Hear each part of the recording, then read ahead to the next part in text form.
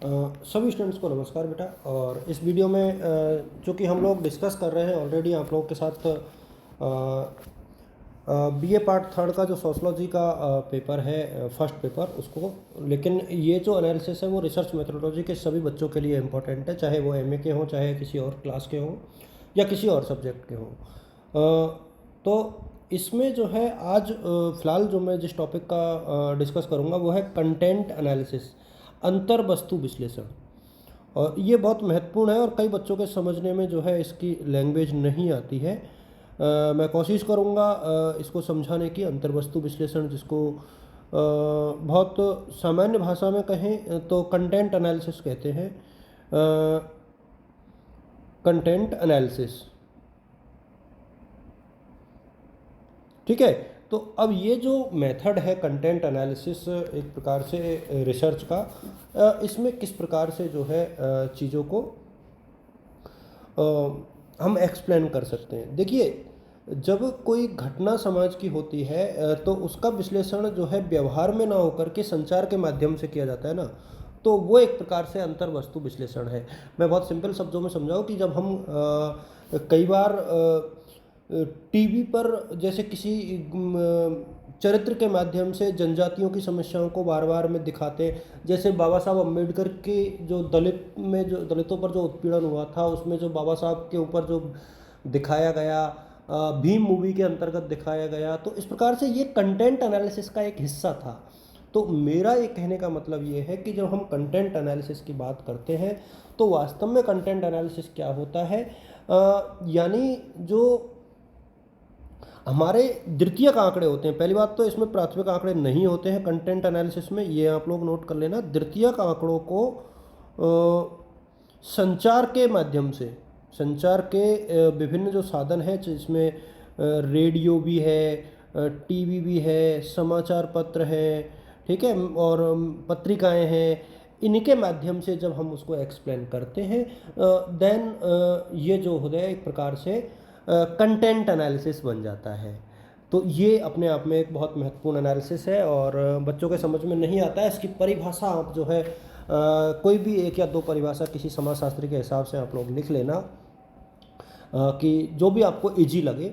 मैं यहाँ पर कुछ चीज़ें कंटेंट एनालिसिस के बारे में आपको बता दूंगा और मेरे हिसाब में जब आप इन चीज़ों को पढ़ोगे तो आपको कुछ चीज़ें समझ में आ जाएंगी। एक तो मैं कंटेंट एनालिसिस की विशेषताएं आप लोग के साथ साझा कर देता हूं कि कंटेंट जो एनालिसिस होता है उसके फीचर्स क्या है, यानी विशेषताएं क्या हैं। तो फीचर्स को आप लोग यहाँ पर देख लो कि एक तो ये है केवल जनरलाइजेशन के लिए प्रयुक्त होती है, मतलब जो चीज़ें सिर्फ सामान्य तौर पर प्रस्तुत की जाती है ना, जैसे एक ये सिंपल फेनोमेनन बन गया कि साहब महिलाओं के प्रति जो है महिलाओं पर उत्पीड़न होता है, तो उसके ऊपर कोई कार्यक्रम बार बार में आ रहा है, किसी पर्टिकुलर जनजाति के ऊपर, ट्राइब्स के ऊपर आ रहा है ना। आज की डेट में यदि हम लोग देखें तो किसी समाज के विशेष वर्ग के प्रति ऐसा हो सकता है। तो इस प्रकार का जो अध्ययन होता है उसे हम लोग बोलते हैं अंतर वस्तु विश्लेषण, ठीक है, जिसको हम लोग द्वितीयक आंकड़ों को संचार के माध्यमों से विश्लेषित करते हैं। और वो समाज के जो माध्यम है वो रेडियो, टीवी, समाचार पत्र, पत्रिकाएं, कुछ भी जो है हो सकता है, मोबाइल भी हो सकता है, फिल्म भी हो सकती है, ये सारी चीज़ें यानी जो जनसंचार के साधन है उनके माध्यम से हम लोग जो है एक प्रकार से प्रकट करते हैं, ठीक है। तो ये एक अंतर वस्तु विश्लेषण की विशेषताएं हैं। अब इसकी विशेषताओं को यदि मैं पॉइंट आउट करूं तो एक तो यह है कि ये सामान्यीकरण के लिए है, ठीक है, जनरलाइजेशन के लिए। एक क्या होता है, ये जो है जो कम्युनिकेशन के साधन हैं उनके प्रभावों का निर्धारण करता है, कम्युनिकेशन के जो संचार के जो साधन हैं उनके प्रभाव का अध्ययन करता है, ठीक है। और इसमें केवल इसकी जो लैंग्वेज और जो प्रस्तुतिकरण है ना वही इम्पोर्टेंट होता है। इसमें क्या है, लैंग्वेज एंड आपका जो है एक प्रकार से प्रस्तुतिकरण को क्या बोलेंगे, प्रेजेंटेशन काफ़ी महत्वपूर्ण होता है। हम कहते हैं ना एक्टिंग काफ़ी मायने रखती है, तो वो एक्टिंग वाला फैक्टर इसमें काफ़ी मायने रखता है कि किस प्रकार से चीज़ों को विश्लेषित किया जाता है। एक ये जो है वस्तुनिष्ठ होती है, यानी ऑब्जेक्टिव होती है। ये क्या है, ऑब्जेक्टिव एनालिसिस होता है जहाँ बायस्डनेस नहीं दिखाई जाती है। और एक इसकी विशेषता ये रहती है कि ये जो है क्रमबद्ध होता है और सिस्टमेटिक और सुव्यवस्थित यानी अरेंज्ड होता है। ठीक है, एक ही बात होती है। इसके अलावा जो है ये क्वांटिटिव होता है, गणनावाचक होता है, न कि क्वालिटेटिव। तो क्वांटिटिव होता है। तो ये कुछ चीज़ें हैं जो इसके अंतर्गत होती है। इसके अलावा इसकी कुछ अजम्पशंस हैं। तो जो अजम्पशंस है ना वो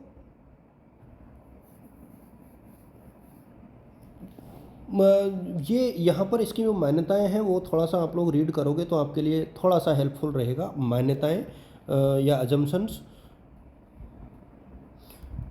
अजम्पशंस क्या है यानी मान्यताएं इसकी क्या है। तो देखिए, मान्यता यह है कि अंतर वस्तु तथा प्रभाव का परस्पर संबंध जो है अर्थपूर्ण है। यानी जो जो कंटेंट होता है, अंतर वस्तु तथा प्रभाव यानी कंटेंट और उसका जो इफ़ेक्ट है वो थोड़ा सा मीनिंगफुल होता है। प्रभाव का जो संबंध है वो अर्थपूर्ण है यानी मीनिंगफुल है, अर्थपूर्ण है। ठीक है, एक तो ये होता है।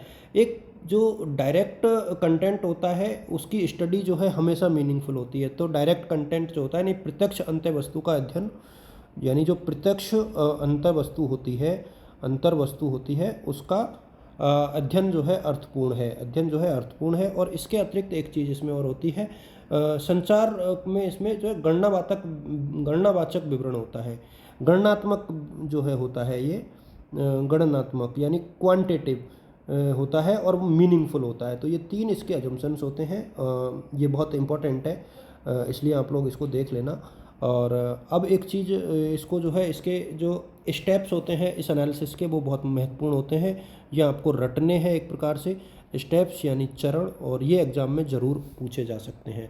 देखिए, एक तो होता है सबसे पहले समस्या का चुनाव। ठीक है, और ये बहुत सिंपल तरीके से कहा जाए तो कलेक्शन ऑफ द डाटा, मतलब पहले तो समस्या का चुनाव। तो समस्या का चुनाव जो है अपने आप में एक बहुत महत्वपूर्ण पहलू है। और जब आप इसके चरणों की बात करोगे तो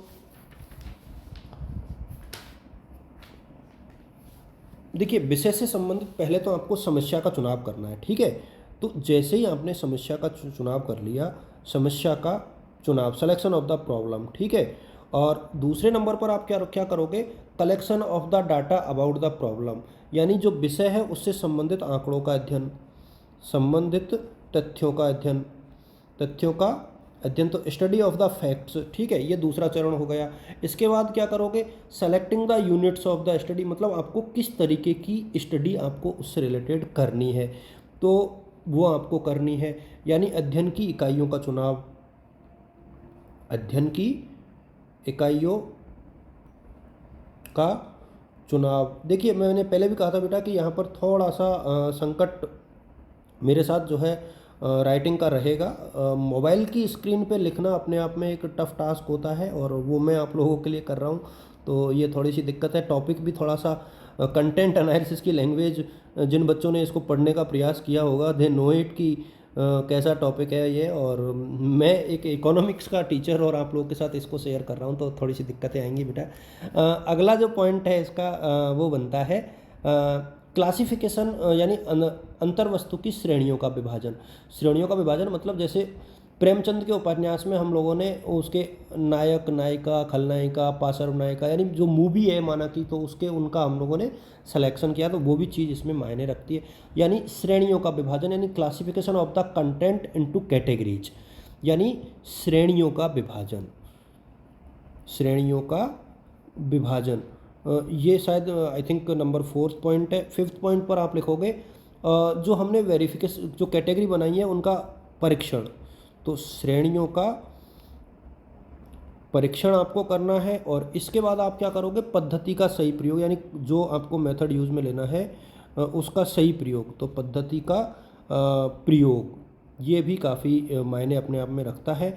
और इसके बाद जो है नेक्स्ट इसकी स्टेप आएगी अध्ययन की रूपरेखा, यानी हमने स्टडी का एक प्रारूप तैयार कर लिया है, तो अध्ययन की रूपरेखा। और इसके बाद जो है एनालिटिकल एंड इंटरप्रिटेशन, यानी एक प्रकार से विश्लेषणात्मक या व्याख्या करनी है उसकी, विश्लेषण करना है, विश्लेषणात्मक व्याख्या यानी। और इसके बाद एक रिपोर्ट तैयार करनी है जो किसी भी रिसर्च की एक फाइनल चीज़ होती है, यानी एक प्रकार से प्रतिवेदन तैयार करना। तो जो इसका आखिरी चरण होता है वो प्रतिवेदन तैयार करना होता है, प्रतिवेदन तैयार करना। तो मेरे हिसाब में ये बहुत सिंपल सी चीज़ है, इसको आप लोगों को देख लेना चाहिए। अच्छा, इसकी कुछ विशेषताएं हैं। देखिए, ये वीडियो थोड़ा सा बड़ा इसलिए हो रहा है क्योंकि ये एनालिसिस जो है एग्ज़ाम में तो आएगा और ये 20 नंबर में भी आएगा, ठीक है। और आप यदि इसको करते हो तो ये आपके लिए हेल्पफुल है। यदि आपने पहले पढ़ रखा होगा तो इसको करने में कोई हर्ज नहीं है, आप आधा घंटे में इसको रट भी लोगे यदि मेरे भी वीडियो को देखोगे तो। इसके अतिरिक्त तो आपको कुछ करने की आवश्यकता नहीं है। तो एक तो इसके गुण आप लोग मेरे सामने, इसकी मेरिट यानी गुण या उपयोगिता, है ना, ये जो एक ही चीज़ होती है, ये आप लोग नोट कर सकते हो। मैं पॉइंट लिखा देता हूँ आपको। देखो, एक तो ये क्या है, helpful in the study of past social life, यानी भूतकाल की घटनाओं के अध्ययन में शामिल है, ठीक है। तो भूतकालीन सामाजिक अध्ययन में, सामाजिक समस्याओं के अध्ययन में सहायक, यानी helpful in studies the past social life. और दूसरा पॉइंट इसमें आएगा हेल्पफुल इन ऑब्जेक्टिव स्टडीज, यानी वस्तुनिष्ठ अध्ययन में सहायक, वस्तुनिष्ठ अध्ययन में सहायक, ठीक है। और इसके साथ ही इसमें क्या होता है, संचार सामग्री, helpful in describing trend in communication content, यानी जो संचार के साधन हैं, संचार के साधनों की सामग्री का विश्लेषण, ये बहुत इजीली होता है इसमें, और इसीलिए ये काफ़ी महत्वपूर्ण अपने आप में बन जाती है ये वाली विधि। तो ये आप लोग यहाँ से देख लेना, ये काफ़ी महत्वपूर्ण अपने आप में बन जाती है। और इसके साथ एक इसमें क्या होता है, helpful in technique development trend of scholarships, यानी विषय विकास की प्रवृत्तियों के अध्ययन में सहायक होता है। और संचार के साधनों में तुलना में सहायक होता है, प्रचार की विधियों को ज्ञात किया जा सकता है। इस प्रकार में इस प्रकार जो है इसकी कुछ जो है विशेषताएं बहुत अपने आप में महत्वपूर्ण है, इसके गुण महत्वपूर्ण है। कुछ इसके दोष हैं। दोष क्या होते हैं, देखिए दोष इसके बहुत सिंपल है, यानी डिमेरिट्स या आलोचनाएं यदि आपसे पूछ ली जाए इसकी आलोचना, तो आलोचना करना इसकी बहुत मुश्किल नहीं है। मतलब आलोचना यदि आप इसकी करोगे कंटेंट एनालिसिस की, तो मेरे हिसाब में बहुत आसानी से आप लोग कर सकते हो आलोचना। आलोचना में क्या है, क्रिटिसिज्म में देखिए, एक तो ये प्राइमरी डाटाबेस नहीं, सॉरी ये ओनली सेकेंडरी डाटाबेस्ड है, तो ये विश्वसनीय कम है, रिलायबल नहीं है, ठीक है। एक ये कॉम्प्लेक्स है, ठीक है। एक ये जो इसका डायरेक्टर होता है ना कम्युनिकेशन का, वो उसके ऊपर डिपेंड करता है कि वो इसको कैसे प्रस्तुत करता है। आप देखोगे कि कुछ न्यूज़पेपर्स प्रॉब्लम को दिखाते हैं, कुछ नहीं दिखाते हैं, है ना, यानी बायस्डनेस आ जाती है जो भी कंटेंट बनाने वाला है उसकी। तो इस तरीके की चीज़ें जो है हमेशा से पक्षपातपूर्ण ये बन जाता है। तो इस तरीके की चीज़ें हमेशा इस प्रकार के जो मेथड्स होते हैं उनमें आती है। ये थोड़ा सा बड़ा वीडियो हो गया, मेरा प्रयास छोटा ही बनाने का था, बट मैं उम्मीद करता हूँ कि ये वीडियो जो है इस मेथड को समझने में आपकी हेल्प करेगा। टफ टॉपिक था, मेरे पास समय कम था, यदि ये वीडियो मैं 1 घंटे का बनाता तो आपको अच्छे से समझा देता। उम्मीद करूँगा कि आगे चल के इस वीडियो को हम लोग और डिटेल से पढ़ेंगे। थैंक यू सो मच बच्चों।